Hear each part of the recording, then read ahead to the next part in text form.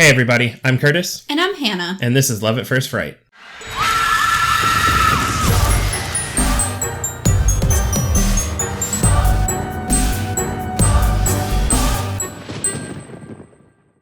Do you know who I am? I don't. I'm the beekeeper. Oh.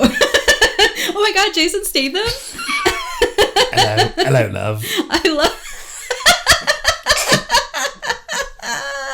I loved your work as the shark in Finding Nemo. Oh my god. Did he do the voice of the shark in Finding Nemo? I don't know, but that's who you sound like. I don't think it was him, but that's... No, I don't think so You were either. doing a perfect Bruce impersonation. Oh my god. Let's see. Bruce Finding Nemo. No, that was Barry Humphries. Oh, okay. My bad. Or actually, really, your bad. Yeah. Yeah, Jason Statham is on the dome. Yeah. Because we went to the movies. Yeah. And we got to watch the previews. Yep. Well, this started before that for me. I decided to stay up late because I wanted to play a game. And while I was playing the game... You know who I am? I'm Jigsaw. You want to play a game? You want to play a game? Okay. I'm Bruce from Finding Nemo. Oh, no. Isn't it? I'm Bruce, isn't it, Governor? Arnar, I'm Bruce from Finding Nemo. This is fucking chaos. No, I wanted to play a game, so I decided to stay up late, and I wanted to put on a movie to help, fill the space. And so I pulled up, I think it was like HBO on my computer, and I was just scrolling, and it was like, you might be interested in this. And I was like, oh, I think I am. And what I was interested in was a movie called The Mechanic 2. Ooh. Which I've not seen the first one of. The Mechanic. Which is, both are Jason Statham numbers. Uh-huh. And he's numbers? Like, he's my joints, whatever you want to. Numbers, isn't it? It's a Jason Statham picture love. And he's kind of like a guilty pleasure. It's not even guilty. No, it's not. It's unabashed. I'll watch anything. You would yell out a car window, "I love Jason Statham!" and not even feel embarrassed. But so I put that on and watched it, and it was bad. Yeah. He plays a hitman and called the Mechanic. Yeah, I That's guess. like his code name. I guess. I actually don't. I was only like half paying attention to it. Okay, great. So the movie was bad, even though you didn't watch it. The parts that I saw didn't make up for.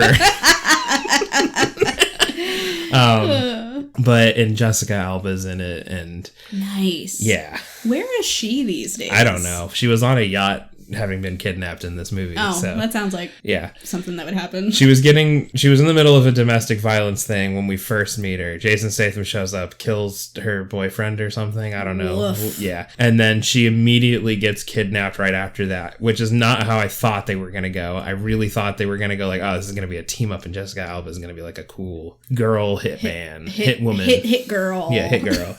No, that's what the guy was doing on the boat. But like how they have the lady postman. Yeah. Post girl. Yeah. No, that's not what it was. She gets kidnapped almost immediately. Mm-hmm.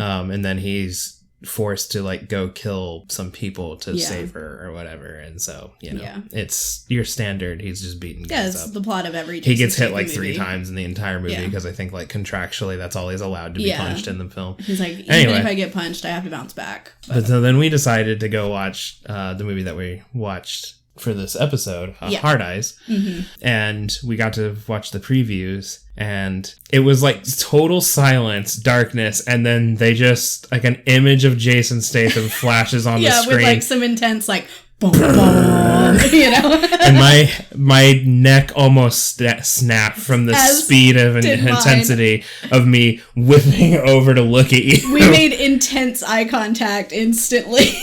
And I was like, I didn't see any other part of it yet. And I said, well, I have to see this. Yes. And as we're watching it, you're like trying to guess what the name of it's gonna be, because it's always like the mechanic, the beekeeper, the Meg. Yeah, the Meg. Crank to high voltage. The crank. Cranking it. Cranking it too. Oh no. Oh no. He's cranking it. Isn't it love? Cranking it. But anyway. That's a favorite of my Jason Statham series. One of the best. Is the Cranking It series. It's really underrated. Oh, cranky, I cranked it again. That's the fourth one. The best one. Yeah. Anyway, but yeah, so I'm sitting there the whole time and I'm like the contractor. Yes. Because he's like, for half of this, he's on like a construction site. Yeah, and I was like the carpenter. Yeah, because it's always like some profession or whatever that is innocuous in its name. And then we get to the entire ending of it, and it's going to be just a Jason Statham beating people up movie or whatever. Oh, The Transporter. Those were fun movies. He drives a car and beats people up in that one. But this one, as we get to the end of it, and it's called A Working Man. A Working Man. So he's not even like a profession anymore. No, he's just a guy. He's a man with a job. And I feel like that's so accurate with the speed at which Jason Statham is putting out picture after picture. But it's truly the epitome of like he's the same guy in every one of these movies. Yes. Because like in the trailer, he like beats up a dude for like being mean to one of like this woman that's on the construction site or something or whatever, and she's like, did I just see you do some military stuff? And he's like, you didn't see anything. And like that's literally the plot of every one of these, is he's just like he wants to be a normal guy, but he has some like elite military training background, and he gets I'm too old for this shit, and he gets pulled back in. I feel like Jason Statham, he must have a hole deep inside him that he wishes had been filled with military or slander. Be actually being a hitman IRL slander, because he does always play the exact same character. What it is as there comes a time in every growing boy's life where you become obsessed with being an action hero in the movies. And he never grew out of that. And then he got into a profession that allowed him to just do that. He's a small boy. Why play anything else? Budget. Yeah. Why play anything else when he can just be what he wanted to be as a kid every single day? Fair enough. Fair enough. I forget when it's supposed to come out. Doesn't matter. I'm going to see it. I will say, may not see it in theaters. I mean, you're welcome to go to theaters anytime you want. Yeah. I'm not going to go see it. Because I didn't see The Beekeeper in theaters. I waited till it came to streaming, and then I watched it in the privacy of my own home. Yes. As God intended. With the shades pulled, so. So it is a guilty pleasure. Yeah. I don't want anybody else to know I'm watching that. This slop. To be fair, you watch a lot of slop. I also find it funny how much you genuinely love Jason Statham, but then you're also like, these movies are bad. They are. They're I mean, some of them get better because like the fight choreography gets better, especially as time goes on. I haven't watched The Transporter or Transporter 2 or Transporter 3 in a really, really long time. Or Transporter. Are you trying to make a fart joke? No, like the number 4. You only went up to 3. Oh, I see. Transporter. Oh, I see. I thought you were trying to make a fart joke. No, you didn't mispronounce fart. The Transporter. Transporter. That's a different movie, I think.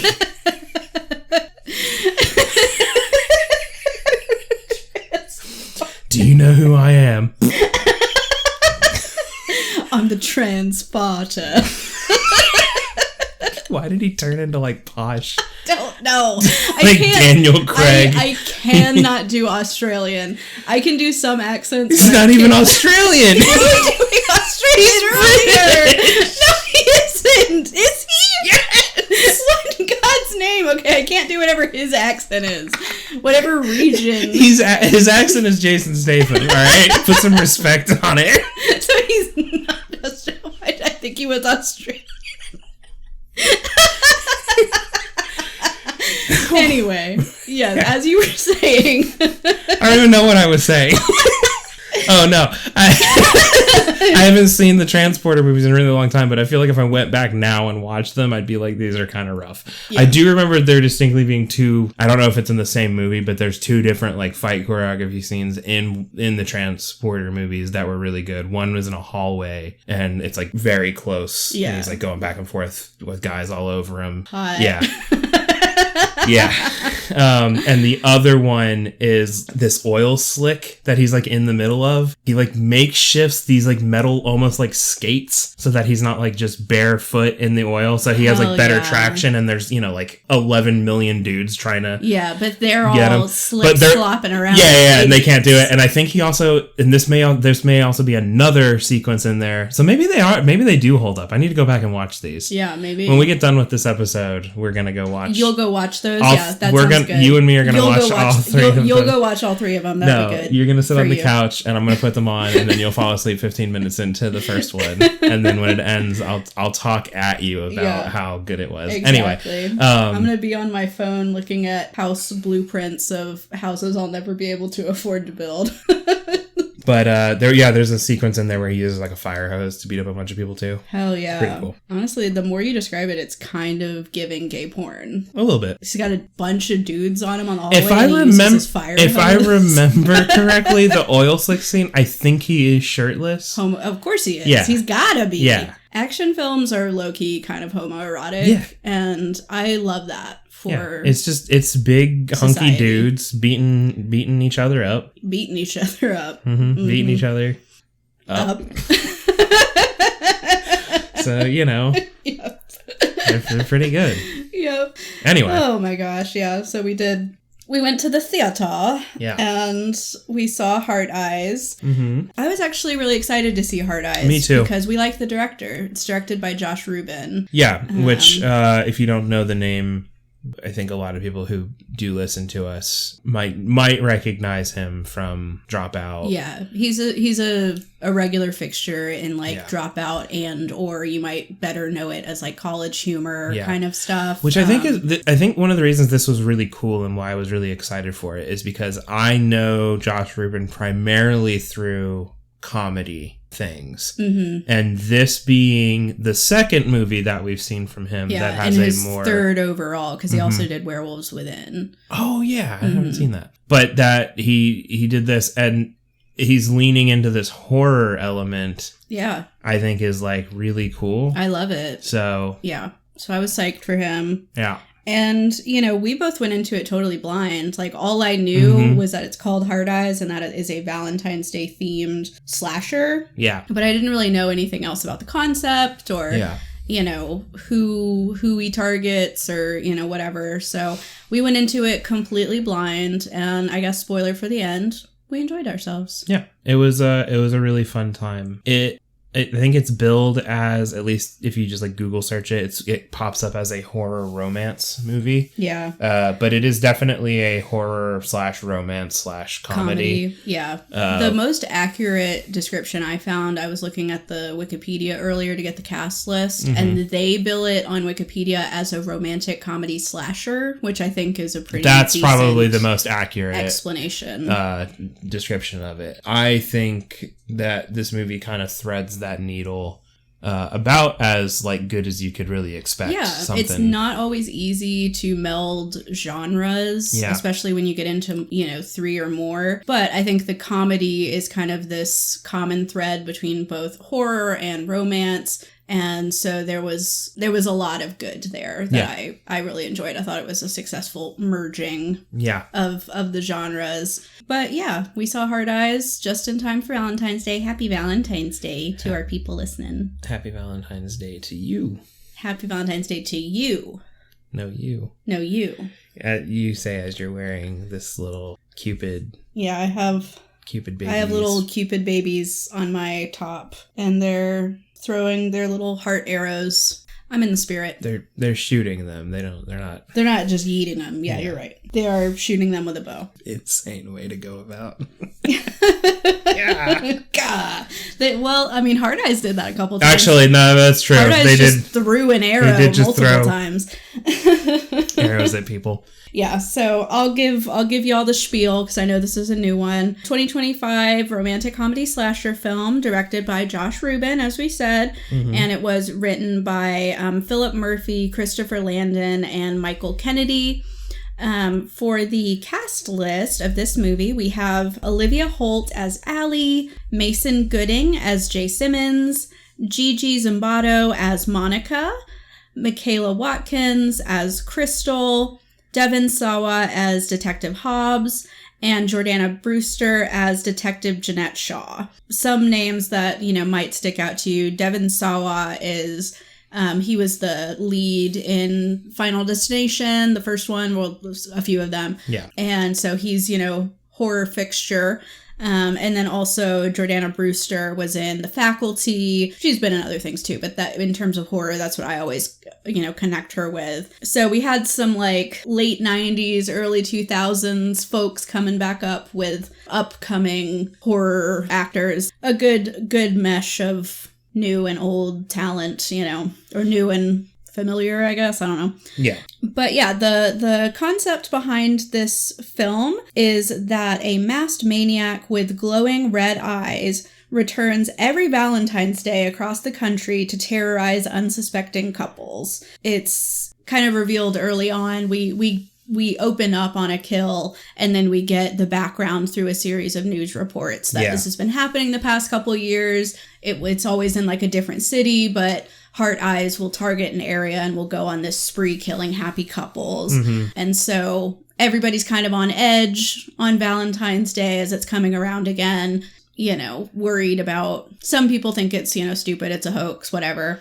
And some people are worried about it. That's kind of our backdrop to this whole story. Yeah. This movie kind of, so like we talked about how it's like, I think at least, really successful in threading that like horror / romance / comedy kind of needle and everything. And I think like right from the start of this movie, it starts doing this like, I didn't really realize it was doing it until it wasn't halfway through the movie. It was like just before halfway through the movie.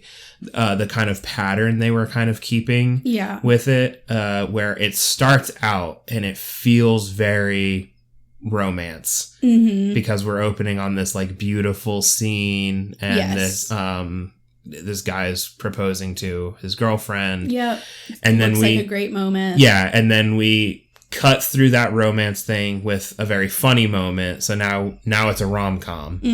And then that goes from that into a horror thing, which, so now we've gone from romance to comedy to horror. And then while we're in the horror space, now we're playing with comedy again.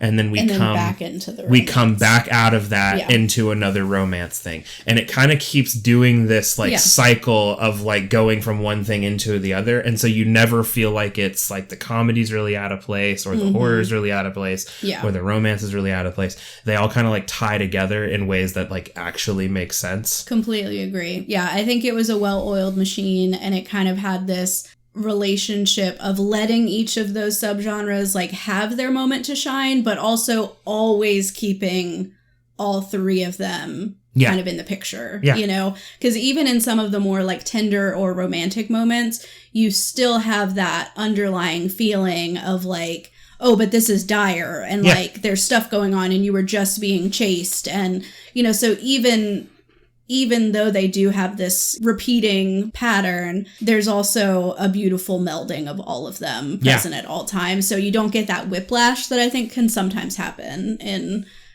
these kind of mixed genre movies. Yeah, because sometimes it can be a little jarring to go from like these moments that are supposed to be like these heartfelt things to like these like uproariously funny, or slapstick, like all straight of a sudden, into like from a romantic thing into like a really horrifying kind of a thing. It does a really good job of like jumping between those things and never really feeling like it's out of place. It's also really gross. I was going to say, this movie is very gory. Yeah, if you are not into blood or gore, like, do not watch this, or you got to watch it, like, with the blinkers ready, because, like... Right. Oh, man. And I will say, if it helps at all for folks who are on the fence about it, it's the kind of gore that becomes, like, so over the top that, at least for me, it kind of loops back around to just being, like, almost ridiculous or cartoonish, because it's so crazy. That said, though, it is pretty graphic. Like, we are seeing, like, there's going to be an eyeball popping out. There's going to be sinews and tendons and all sorts of gross stuff. So, oh my God. The opening kills in this movie are disgusting. Disgusting, yes. And one thing I think is so fun about the Hard Eyes Killer, if you haven't seen any of the media yet or you haven't watched the movie for it, Hard Eyes is very much like the Valentine's Day theme, and the love theme is really baked into all of the character design. Yes. So there's like this cool mask that almost kind of gives the effect of like one of those like stitched up like what do you call those, like flour sacks or whatever. Yeah, kind of like from the Strangers, the sackhead guy, of but like that. Way more tight fitting and leathery instead of a burlap sack. And instead of, just regular holes for the eyes, they have these heart cutout shapes that have like a red, he can turn them on to make them glow like red. Night vision. It's sick as hell. Like, there's like no reason for it, but it's so cool. It's way over the top. The Hard Eyes Killer uses a lot of different weapons throughout the film. So like we said, like there's an arrow that, is repeated multiple times. Sometimes it's being thrown, but he also has like a hand crossbow. Yeah. So can have more force. And of course the arrow's got a little heart on it, and, has like the little knives that have the heart cut out on the handle. And it's all very kitschy and love and Cupid's arrow. You know? It's kind of silly because like there's no reason for this like brutal murder to do all of that. Yes. But then you've still got like the big boots and the black trench just coat like the paramilitary almost looking outfit on and everything. But then the cutesy little accessories. Yeah, it's so funny. There's right at the top of this movie. I don't want to spoil most of the kills because it is like brand new. I mean, I guess we can. Yeah. We can like kind of put like a spoiler kind of mark in here. Like let's give like a overall thumbs up, thumbs down in case people want to see it and then come back. I would give it a thumbs up. I think it's a good movie. Yeah. I think it's worth seeing. If you like slashers, if you're looking for like a fun Valentine's Day themed horror movie, definitely go see this. Mm-hmm. I would say if you're not a fan of like blood and gore, either skip this one or maybe wait or you can watch it with peek through the or peek through listen the to the rest of this episode so that way you can listen exactly to this one. What's going to happen, and then you'll know, and then we can discuss well, and also I just want to say one quick thing in case people tune out. Also watch this movie because we should be supporting innovative horror. It has absolutely like new ideas and that's being done by people that actually like care and have something to say. This is not a Blumhouse feature. In a world of shitty Blumhouse movies that get churned out, like this. You gotta support this kind of stuff because this is actually inventive and fun to watch. Yes. Anyway, get the hell out of here. Get out of here. Get out, you scamp. Anyway, so now we can go into kind of the spoiler thing. Yes. Because I want to talk about some of these kills because they're fucking disgusting and I love them. And there's one in particular I want to talk about too. Okay. So. I think I know which one, so I'll leave it for you to talk about. The one I want to talk about right up at the front is not the very first kill, it's the second kill in the movie. The first kill in the movie he kills, there's a camera guy that's like taking photos and they do this really fun thing of where you kind of think the guy who's taking the photos is the killer. Right. And then you see it through the like lens or whatever. Yeah. And then we get the reveal that the guy's like paid for this proposal, photographer and everything. And the guy goes ready to take a photo and then the Hard Eyes Killer pops out and stabs through the fucking camera lens all the way through and kills the guy. But the second kill is one of the really gross ones because that first kill is not all that gross. It's surprising. It is surprising. It does kind of come out of nowhere and you're like, whoa. But the second one, the guy is like facing away from her. She's grabbed the phone from him and has called the camera guy to see if he can get the shot or whatever. They don't know he's dead. Mm-hmm. And then you hear something hit the guy who just did the proposal. The squelch of, him getting hit with something. And then she's like, babe. And like she turns back around and the camera shows him and he turns around and he's got the arrow sticking through his head. Yep. And his eyes do this thing where like one of them starts to get like real droopy and like lazy in there, and like sort of rolls and just kind of rolls like he's just gone, and then he just like falls, and I was like, oh my god, that's disgusting. It's such a small little detail. I will say they do a lot of eye stuff in this movie. Actually do a lot of eye. Not necessarily a lot of stuff like directly happening to eyes, but seeing eyes like in the death, like in like reactions to like having died, right? and even down to like the other, you know, the girlfriend portion of the proposal. She gets chased around this beautiful vineyard by Hard Eyes, but in her kill, she gets like squished to death by some industrial equipment. But even with that, the squishing is what's killing her. But there's still like a focus on her eye, where like one of her eyes like pops out of her head before the rest of her gets squished. Oh, God. So there's a lot of stuff like that. And this is why we say, like, to me, it comes around to being cartoonish. But I know that I also am kind of desensitized. Yeah. So proceed with your comfort level. We got through the opening kills in this movie, which I think it totals to 4 for the opening kills, because he kills the camera guy, the guy doing the proposal, the security guard, and the security guard. Yeah. Which is where we get the little detail that there's like hearts carved into the shit, because he like throws a knife and kills him with that, and then we get this picks shot. Picks it back up to use it again. Stupid. Yeah. Anyway, but yeah, like we got through that last kill where he crushes her in the wine, the grape squishing thing or whatever. Yeah, whatever that is. The juicer. And she like explodes inside the thing, and then it like starts spinning, and like you see like what's supposed to be like juice or wine coming out of the thing, and it's clear at first, and then it turns red. Like it's all really well done, and the whole time I'm like, oh, this is so gross, but like gross. I can't look away. It's so good. Yeah. But then we go from that into like what would be the opening of like a rom-com thing. I guess right after that we get like a news report thing, kind of explaining who the Hard Eyes killer is, you know, to the best of the media's knowledge or whatever, but we go from that to like a rom-com thing. Yeah, we get a full-on meet cute of like a girl at a coffee shop who like goes to pick up her order, but then a guy goes to reach for the same cup, and they realize, oh my god, we have the same super niche coffee order. Like we're meant to be together. But then they make fun of it, because like they're like, there's no way somebody else would order the exact thing or whatever, and then like the barista guy is like, actually it's a super common order, can you guys please move? Yeah, we're so busy right now, we're slammed. And even down to like they have another cute little moment where they're both, you know, getting their little coffee stirs and kind of chit-chatting, and you know, she drops something and they both lean down to get it, but they bonk heads, and it's like, normally that's such a like romantic comedy trope, but because it's in a horror movie, they do it in a way where it's not just like a little cutesy bump. She like in one of them, she full on makes his nose bleed because she essentially headbutts him.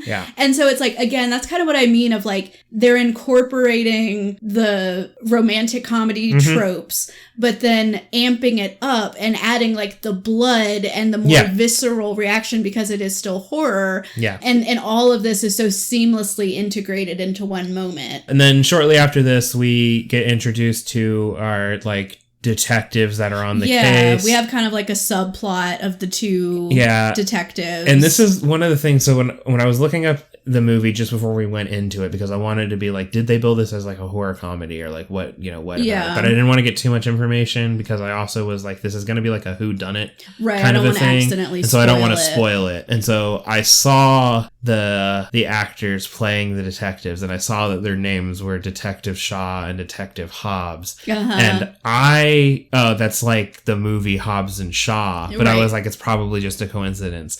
And then in the movie, they make a certain point, they introduce themselves, and they're like, you mean like the movie? And they're like, never heard of it. Yeah, don't know what you're talking about. And I was like, all right. just stupid things like that. Incredibly dumb stuff. But the detectives are Devon Sawa and Jordana Brewster, which I also thought was kind of fun, because I just loved the juxtaposition of like these people who were horror heartthrobs in their youth, like coming in, and now they're playing like the detectives. Like there was something kind of fun and cheeky about their casting. It's kind of like graduating to like the next level of it, you know? But yeah, it was really fun. Do you love Halloween? Have you ever wished there was another time to celebrate that fun and spooky time of year? Well, now you can. HauntFest is a Halloween horror festival business that celebrates Halloween off-season. Their next ghoulish affairs will be at Nightmare Dungeon in Greenville, South Carolina on December 13th through 15th, and at Terrapin Beer Company in Athens, Georgia on April 4th through 6th. HauntFest events include all sorts of themed activities, such as hay rides, freak shows, fire breathing, live music, trivia, pumpkin painting, animal encounters, a haunted trail, and much more. The festival also hosts an array of horror and Halloween-themed vendors, offering anything from tarot readings and antiques to original horror literature, macabre artwork, and jewelry. Don't miss out on this opportunity. Get your pre-sale tickets today for only $20. For ticket purchases, inquiries, and more info, please visit www.hauntfest.net and follow HauntFest on social media. So, the next portion of this movie is basically just romantic comedy. Yeah, we get kind of a period that's basically just romantic comedy without, getting into all of it because I want to leave, some details. But we get more background on our main character, Allie, who she has this ex-boyfriend that she's stalking on Instagram, and she doesn't have plans for Valentine's Day. Yep. And she's one of those cynics that doesn't think love is real, but simultaneously she works doing marketing for a jewelry company that's all about proposals and romance and, all this stuff. And then it's the perfect romantic comedy. And then in true romantic comedy fashion, they're all being called in for this big meeting about her what is it called? Not proposal. Her ad campaign. Yeah. And it's like a doomed lovers thing. Yeah, and this happens right when the news breaks about the latest Hard Eyes killings, and so they're all like, "What the fuck?" Yeah, everybody's like, "Oh, this is so insensitive," even though it was done, before. But in true rom-com fashion, we learn that the guy that she meets at the coffee shop and runs out on because she embarrassed the shit out of herself by headbutting him and making him bleed and everything. Right. He's been called in to salvage the campaign for them. And so again, we're not even doing horror really at this point. We've just fully got into a romantic comedy thing. And it's so expertly done because this whole segment is a fairly decent chunk of this movie where there's not horror stuff really going on. Not really. We get a couple of scenes where we cut to the detectives investigating the original murders that we see take place at the beginning. And other than that, we don't really get any horror elements. Mm-hmm. There's, I think, another scene you can tell that they're being watched by the Hard Eyes killer at one point. Other than those two little things, it's kind of just straight romantic comedy. It's going in this direction of basically they clearly have some kind of mutual attraction for each other, but because she again is that cynic, and also they have sort of been placed in kind of an adversarial position where he's coming in to fix her mistake at the company, so she feels like her job is threatened and everything. Yeah. So they're attracted to each other, but they're also not doing anything about that. And they're kind of even butting heads a little bit, which again is very classic rom-com. Yeah. But it leads to the whole concept of this movie that is so funny and so perfect, which is that Hard Eyes mistakes them for a couple because they're out at a romantic dinner on Valentine's Day, even though it was just a work thing. Yeah. And also she saw her ex-boyfriend there, and in order to not look pathetic, kissed him. Yeah.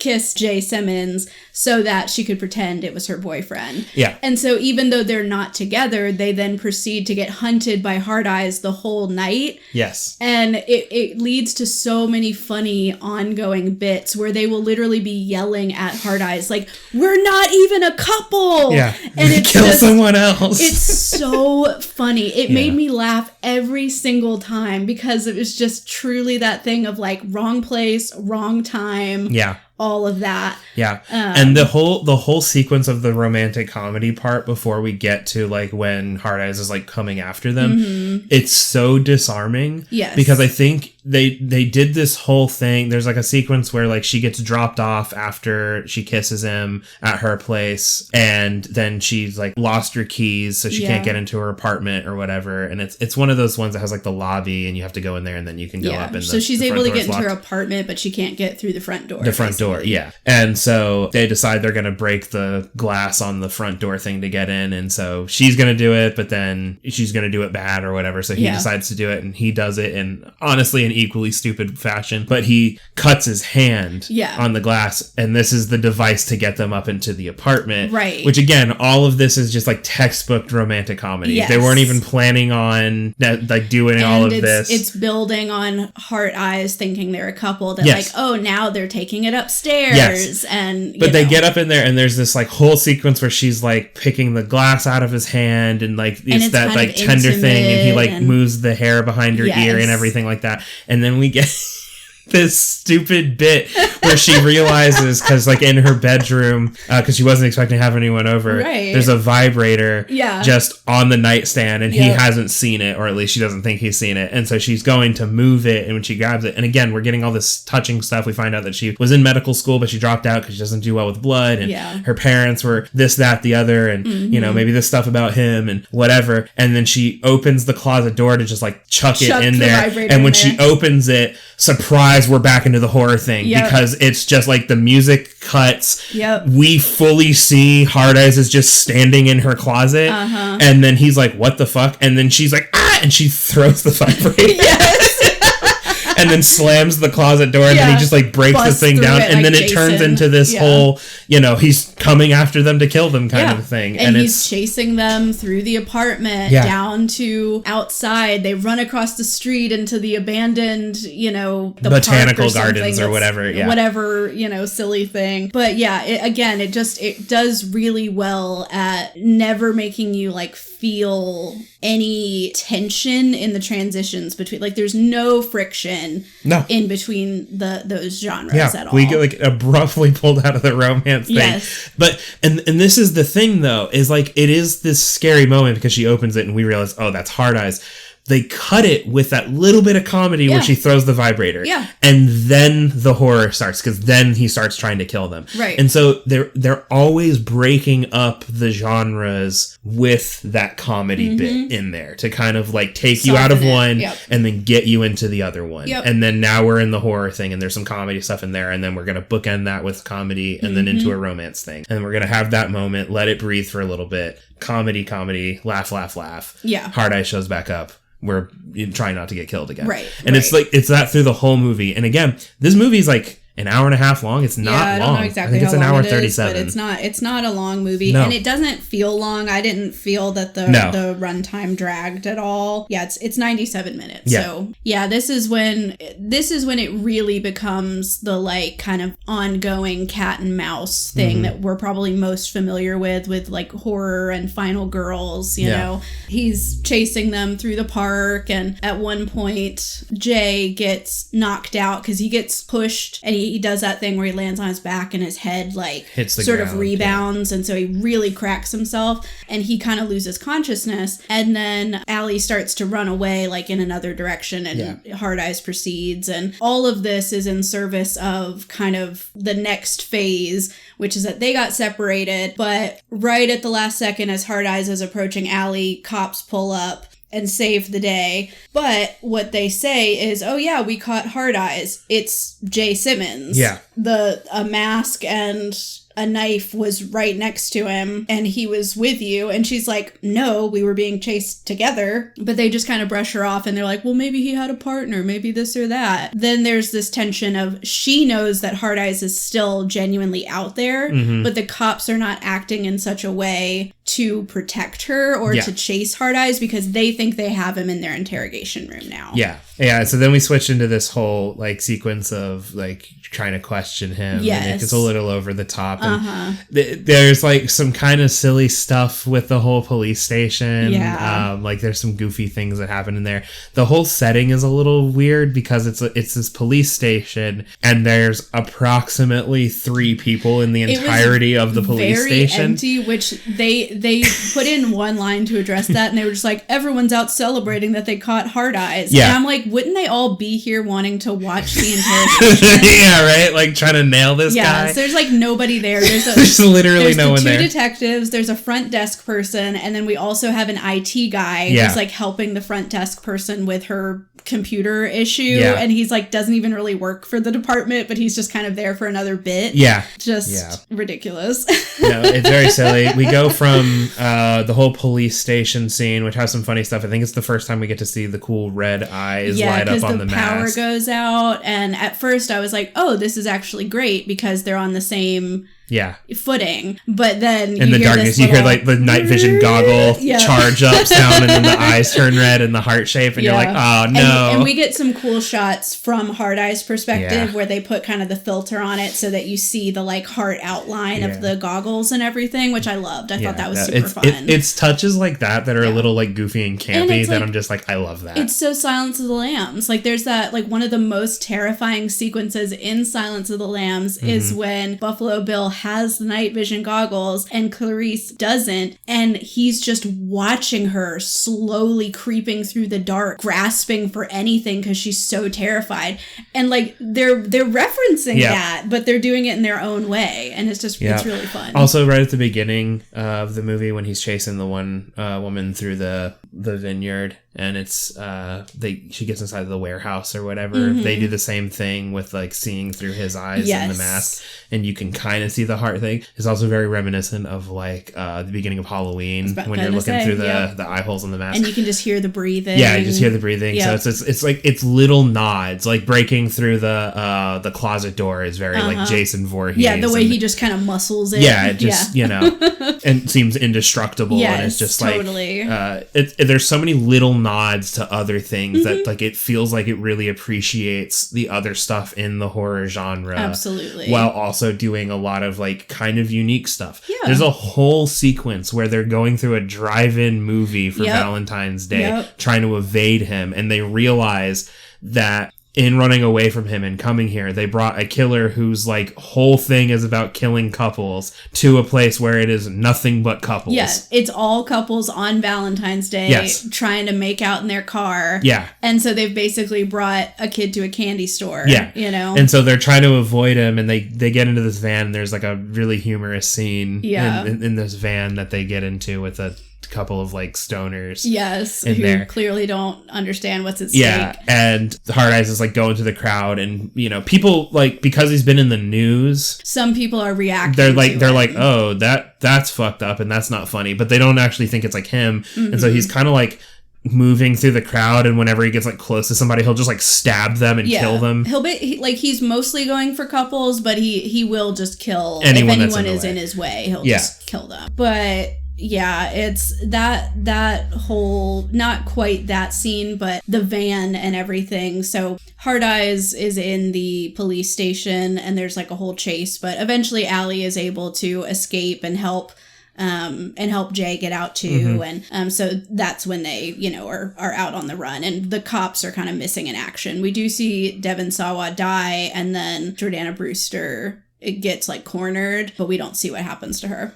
Yeah. But I loved the scene in the van. I thought it was the perfect melding. It was literally like everything. The epitome of like romance, comedy, horror. Like just like all back to back to back. So they're hiding in the front seat, and they're all kind of, you know, scooched down in the seats, and they're terrified. Yeah. And he like walks by, but he doesn't see him in there. And you have the whole scene of like trying to hold your breath because you don't even want him to know you're there. But then after he passes, they kind of both start getting into this deep, heartfelt conversation about really their feelings for one another, and also like their own issues with love. Like each of them kind of tells their story about how they grew up, and like what their examples were with love were like, and why it's been hard for them to find the right person. And so it's like this touching, intimate moment, all the while, the stoner couple is in the back of the van actively having sex. Yep.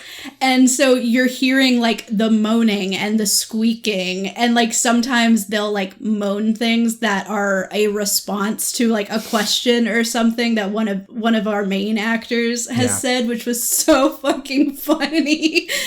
But all of this culminates when they start getting too loud. They get too loud, and then Hard Eyes like rips open the back door and kills them in the craziest way. He has a tire iron. Insane. He runs it through the guy's mouth he was on laying the bottom, down, so he's laying down flat. And then the girlfriend was on top of him, so after he stabs it into that guy's head, he then grabs her head and slams it down as if she's gonna kiss him, but there's the tire iron there. Yeah. So like he basically does the same thing to her. Yep. And it's just so gross and brutal. Yeah, because she lifts her back up off of it, and then the camera shot is through the hole that has been punched all the way through head. And you see the two main characters in the front of the van. Like, oh fuck. Yeah.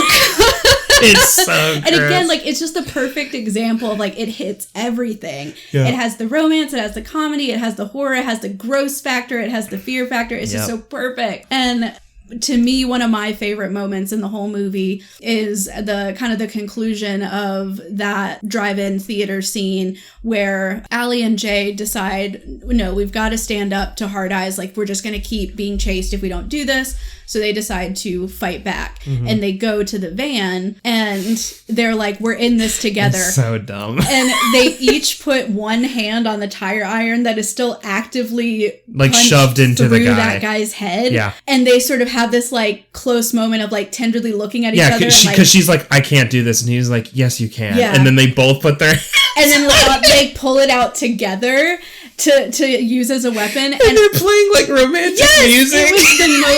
It was genius. It was literally the shot from above where you could see the guy's eyes just open with a tire iron and a little bit of like guts or whatever in the top of the little tire iron bit or whatever. It's so gross. And it's so funny. Loved it. Yeah, it's very good. Let's But yeah, just to kind of wrap up with that, we get the whole sort of double twist of they think that they kill Hard Eyes and then oopsie, Hard Eyes is back. Yeah. And so they have one more final standoff. Yeah, there's a big final standoff. And I don't want to spoil it. Yeah, no. It's new. Yeah, it is new. And like, I know we're in the spoilery portion of this, but I will say they do leave clues throughout the movie so you can figure out who it is. I had about 50% of the twist figured out, but it still got me too. Yes. And so I liked that. It is a fun twist. It is silly. Yeah. When we get to it, and the killers do their whole, killer monologue and they explain why they're doing this. It's silly and a little dumb. Definitely. But it's fine. I think we should go ahead and give it a rating. Yeah, that'd be great. And then we can talk about like our scariest moments. Sure. So I think we both gave it a pretty high score. We were pretty close. Yeah. I gave it my score ended up just being a straight across 8. Yeah, mine was a 8.2. So we landed on an 8.1 together, which I think is deserved. Yeah. It's a really fun, inventive slasher movie. It's also something, we talked about this on the drive home from seeing it, that like a long time ago before we had actually started doing this show, we talked about like if we could make our own horror movies, what would we want to make? And we had actually talked about like, there's a weird space where there's like not like really any Valentine's Day there's themed, only My Bloody Valentine horror movies, and so we kind of were trying to like figure out like what would we do. And while like obviously we didn't come up with this, no, our concept was totally different. It was interesting because there were like bits of what we talked about we want to see in the movie in this, and I felt like really cool and kind of validated. Me being too. like,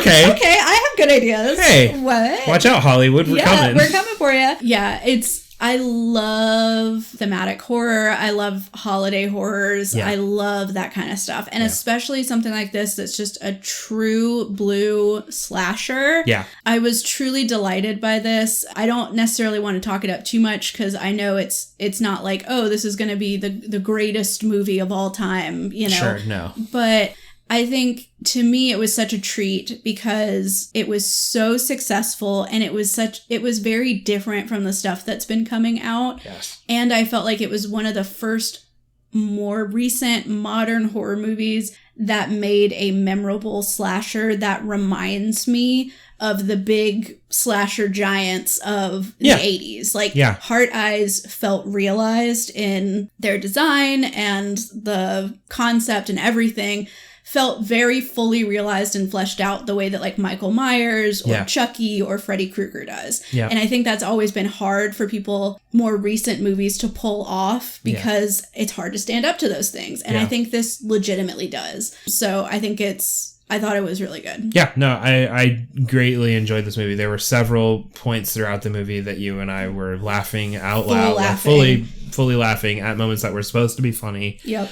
There were some truly disgusting effects in this, a fair bit of practical effects from my understanding, and they use CGI to enhance some of it, but like it all looks really good. There's some good jump scares in it that actually got me, and I don't get affected by jump scares nearly as much as you. But it also didn't overly rely no, it doesn't. It doesn't overly rely on them. That one that I was kind of talking about where she throws the vibrator into the closet is kind of a jump scare, but like not really. He doesn't like pop out at you. She just there. Opens it and you're like, oh, that's him. Yeah.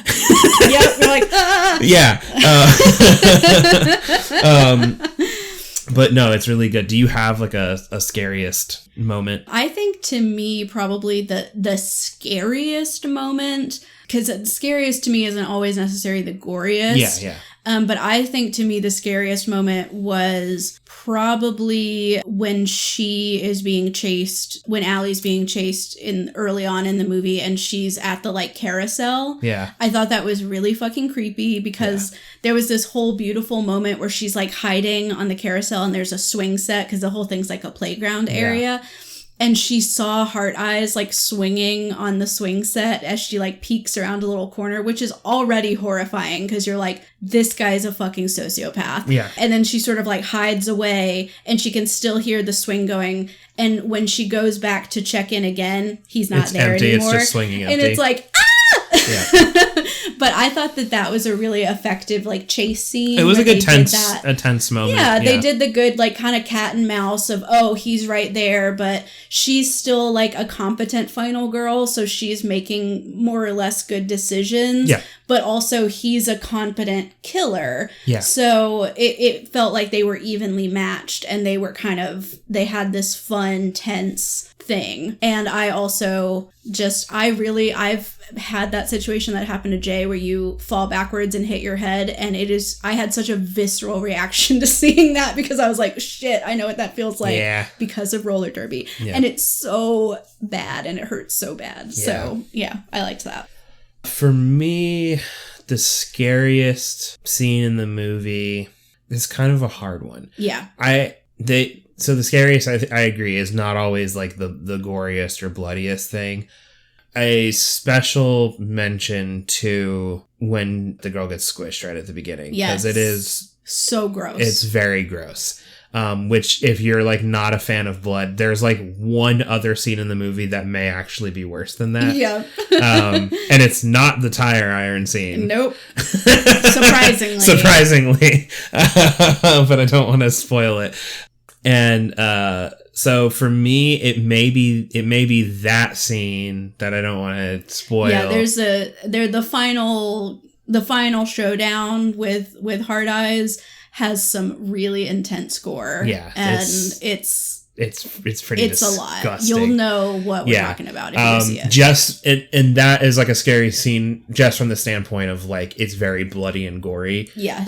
Which I do think there's like a place for that. But other than that, I actually think one of the scariest scenes is when Heart Eyes is just in the closet. Yeah. Because again, I think they spent 15-20 minutes of runtime of this movie just doing a romantic comedy, and so you kind of forget that you're in a horror movie, and you're kind of like, oh, because you get wrapped up in the whole thing with the vibrator, and you're like, oh man, he's either gonna see this and it's gonna be like another thing where they like butt heads on it, or she's gonna like, we're gonna see the antics of her trying to hide this from him or whatever, and you forget that it's a horror movie, and then she opens the door and he's there, and you're ripped back into it, and you're like, oh no. Yeah. So I think that's probably it. Was, if it's not the scariest scene in the movie, it certainly was probably like the most fun scene in the movie for me, just because of that like intense roller coaster of emotions that I was feeling. I agree. That was really fun. And even like right after that scene, because they, leave her bedroom and they kind of are like both holding the doorknob to keep Hard Eyes inside. And they actually did something that I was like, I don't know that I necessarily would have thought to like do this, but she like takes his belt off and like wraps it around the handle and also like the radiator. Ties it on the radiator, to like keep it. And normally I would be like, oh, that's kind of smart because you can use that obstacle as like an opportunity to get a little bit of a head start. They didn't do that. Because they did the thing that they always do in horror movies where they're just like, whew, that was close. We got him. You okay? Yeah. But then that's interrupted when the fucking knife comes through the door. But I like stuff like that too, because you have that mixture of like making them believable characters in that they do make smart strategic decisions at times, but they're also in a stressful situation where like they have so much adrenaline that they're not always going to be perfect every time. Well, I think a good example is like during that scene when they first being confronted by Hard Eyes. He comes out of the closet and tries to shoot her with like one of the crossbow things, and I think misses. Yeah. Because like Jay hits him or something like that. I think Jay like lifts his hand. And like causes him to miss. But instead of Allie just standing there and being like, "Oh, poor helpless me," we get a shot of her like as Hard Eyes is trying to deal with Jay, who is the bigger threat just in terms of Jay's physically. Jay's like a big dude. Yeah, he's like really muscular and everything, and so like he's dealing with that. Allie grabs a lamp off of her nightstand and smashes it on. She did what I'm always yelling at people to do in horror movies, where I'm like, don't just stand there and watch them struggle on the ground. There's so many times when they're both able to help each other out that they are trying to both actually fight him at the same time, and it feels very satisfying and real. And so then it feels like even. Like, it feels really bad when, like, Hard Eyes ends up getting the upper hand in whatever the scenario is. Right, because you're like, oh, they tried so hard. Yeah. Anyway. This movie is hilarious. It is scary. It's gross. And it is romantic, I would say. Yeah. It ends in a fun way. Yeah, totally. There is, like, a little... Well, it's not really a post-credit scene. It's a mid-credit scene that was cute, too. And I overall...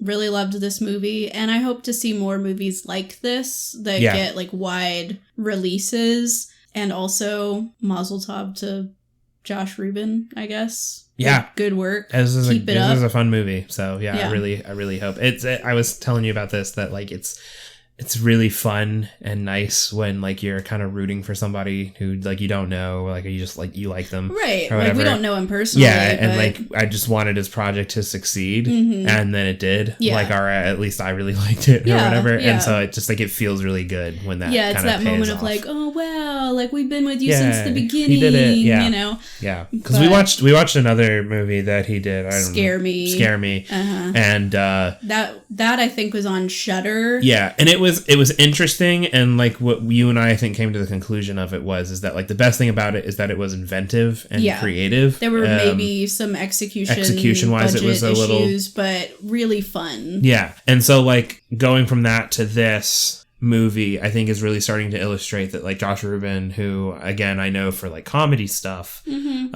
I really like his sense of humor, and I mean that shines through in this movie as well. But he has an eye for the creativity of like horror stuff. You know, he's got at least 3 I can remember. And so it's just fun. Yeah. I would not be surprised if he's up and coming, like yeah. pretty big name in the horror scene.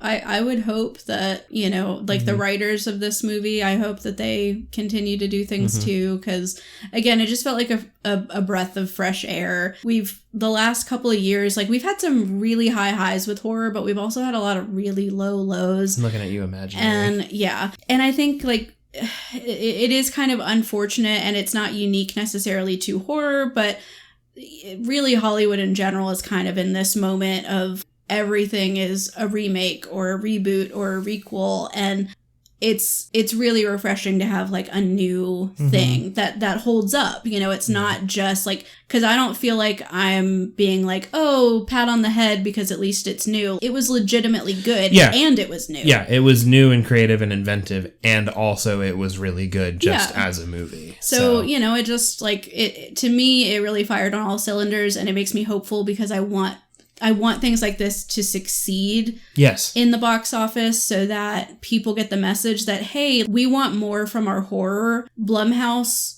was great for a minute because it really kind of like gave funding to it horror. Opened the door for like horror to make a big comeback. Yeah, be super mainstream. But now I wouldn't be surprised. It honestly feels like most of their scripts these days are like AI assisted.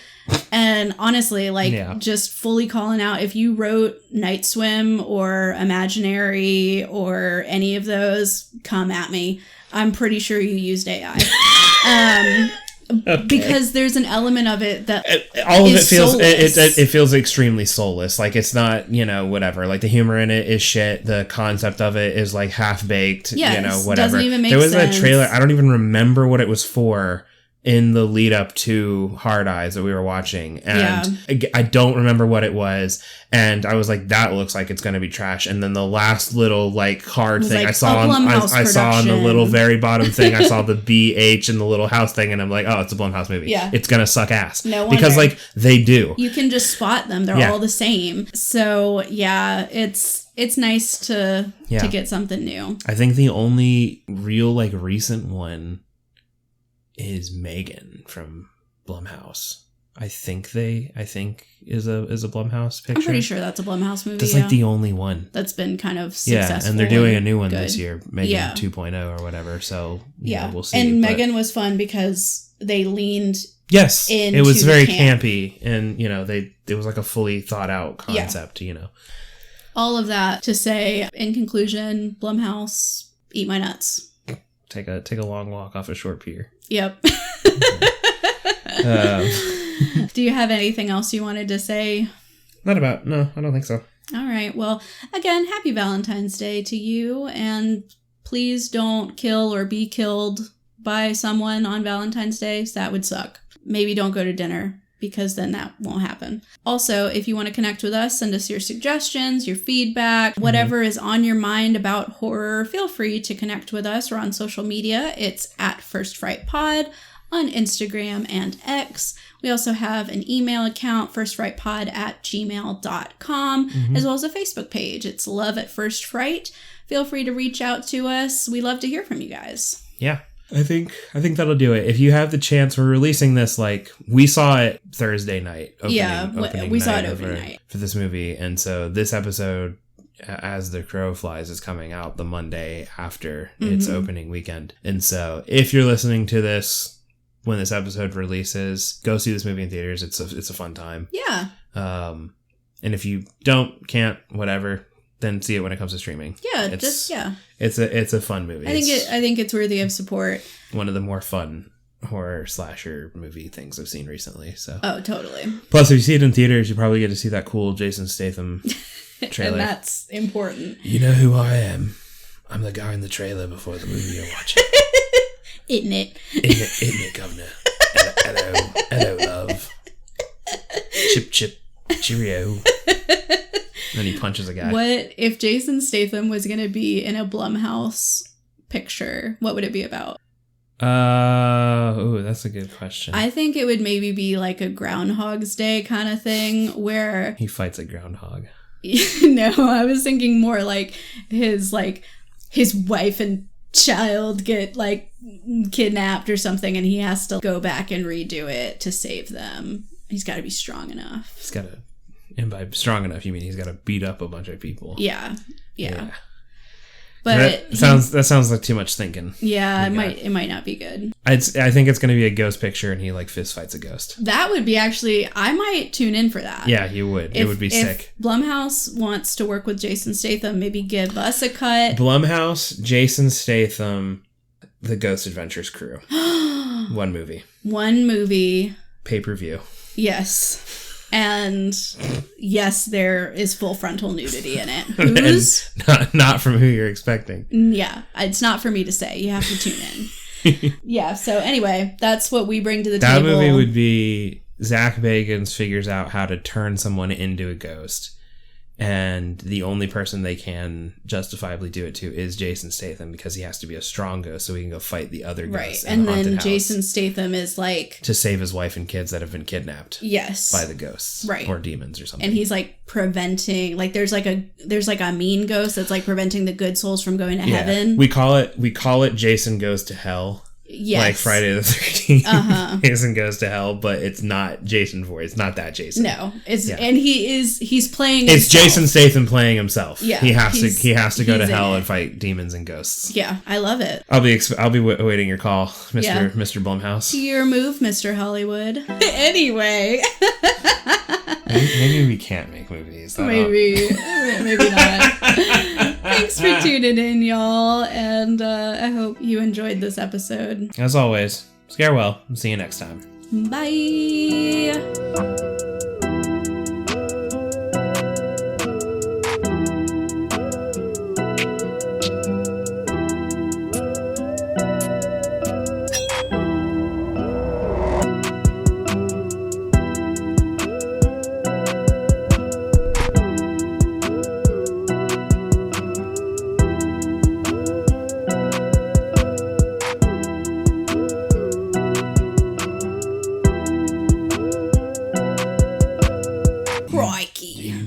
You know who we are.